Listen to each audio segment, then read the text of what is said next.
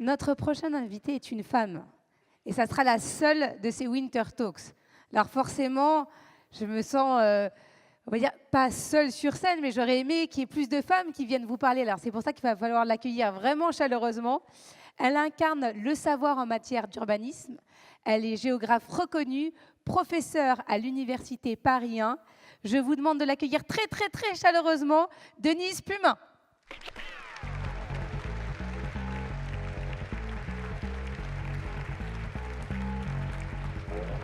Bonjour Denise, prenez tout le temps qu'il vous faut. On vous dit 12 minutes, si vous voulez faire plus, il n'y a pas de problème, je gère.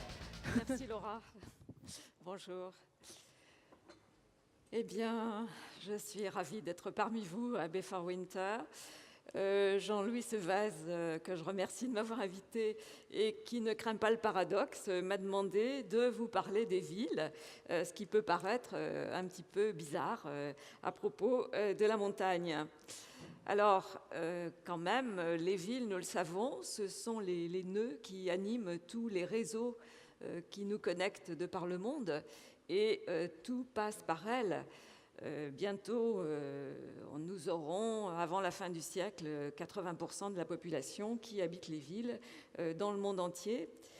Même si ça se fait dans des conditions extrêmement diverses. Nous avons des petites et des grandes, des petites qui ont quelques milliers d'habitants, et il y a 60 000 villes de plus de 10 000 habitants de par le monde.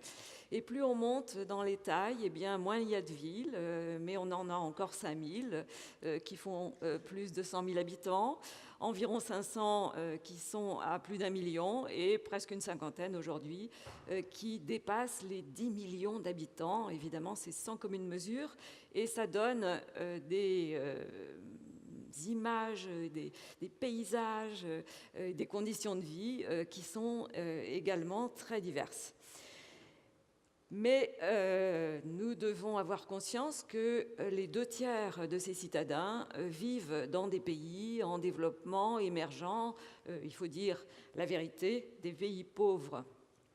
Et le contraste de la répartition à la surface du monde est tout à fait important, puisque, vous le voyez, de grosses concentrations ici, des villes de plus de 500 000 habitants, repérées par les Nations Unies, sont en Asie, notamment en Chine, en Inde.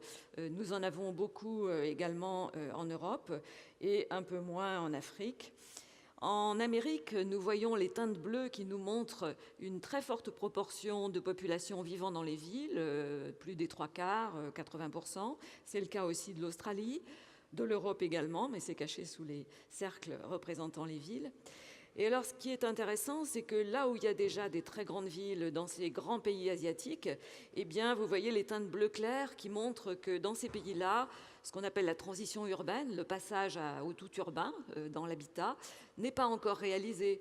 Il y a des réserves de population rurale qui vont continuer à alimenter la croissance des villes. Or, depuis 50 ans, depuis un demi-siècle, des années 1960, on voit que les croissances des villes sont sans commune mesure entre ce qui se passe dans les pays de l'OCDE, en Amérique, du Nord ou du Sud, en Europe, au Japon. Là, la croissance des villes s'est stabilisée et on gère une évolution tranquille à moins de 1% de croissance par an en termes de population. En revanche, tous les cercles rouges qui correspondent aux croissances les plus rapides, rouge, brun, jaune, vous le voyez, sont soit en Afrique, soit en Asie, dans des pays où il y a encore toutes ces réserves de population à urbaniser. Donc, les très grosses transformations des villes, où est-ce qu'on les observe aujourd'hui? Ce sont dans ces villes qui, vous le voyez, montent dans le tableau. Ici, on a le top 15 des plus grandes villes du monde. On aime bien faire des palmarès aussi en matière de taille de ville. Et même si New York et Tokyo restent encore dans les grandes, on voit sur la colonne de droite monter beaucoup de villes asiatiques, un peu d'Amérique du Sud. Et c'est l'avenir des plus grandes villes qui se trouvent sur ces continents-là, avec des formes qui changent très vite. Regardez, en 20 ans, qu'est-ce qu'il est advenu de la moitié orientale de Shanghai sur l'île de Pudong. C'est tout à fait spectaculaire. Et aujourd'hui encore, on assiste à des transformations de ce genre dans beaucoup de villes de ce grand pays qui est la Chine, qui nous réserve sans doute bien des surprises en termes d'urbanisation. Mais cela ne s'accompagne pas, en tout cas pas au même rythme, d'une croissance de la richesse dans les villes qui reste accumulée dans les pays de l'OCDE, dans les pays les plus industrialisés, les plus développés aujourd'hui. Et vous voyez que dans le top 15 des villes les plus riches, en termes de richesse par habitant, eh bien, vous n'avez aucune ville de ces pays émergents, de ces continents où l'urbanisation se développe pourtant très rapidement. Donc, évidemment, entre taille démographique et taille économique, les écarts se creusent et les tensions ne peuvent que s'aviver. Alors, dans notre laboratoire, nous travaillons avec des modèles de simulation, parce qu'on ne peut pas faire des expériences pour demander aux gens de quitter une ville et puis d'y revenir à nouveau. Donc, on fait ça avec des modèles informatiques in silico. Et on imagine, on essaie de comprendre les processus qui sont à l'origine des grandes transformations de l'univers urbain. Donc une première grande transformation est intervenue il y a à peu près 10 000 ans, quand des villes ont émergé de manière indépendante en 3 ou 4 régions du monde. Et là, on a inventé une nouvelle manière d'habiter la Terre. Au lieu de se contenter d'utiliser les ressources locales, et donc d'en dépendre avec toutes les incertitudes du climat, des mauvaises récoltes, des sols qui s'épuisent, on a imaginé d'échanger avec les voisins. Alors échanger, ça voulait dire parfois aussi exercer des rapines et des destructions pendant longtemps, mais en même temps, on a commercé et donc on a inventé les réseaux de villes, les villes qui deviennent plus résistantes parce qu'elles peuvent aller chercher ailleurs les ressources qu'elles ne produisent pas dans leur environnement immédiat. Donc ça a pris beaucoup de temps pour que cette invention-là se diffuse un peu partout dans le monde. Et tout à coup, vers le début du 19e siècle, ces solidarités entre les territoires et entre les imaginations, les créations qui y étaient entreprises, elles ont en quelque sorte fait bloc, elles se sont soudées, elles se sont mises en synergie plutôt, et on a assisté pendant les 2 derniers siècles à un développement extraordinaire des villes. C'est la transition de la révolution industrielle, où on a eu l'impression que les villes pouvaient s'affranchir enfin complètement de l'environnement, plus aucun problème de ressources, d'énergie.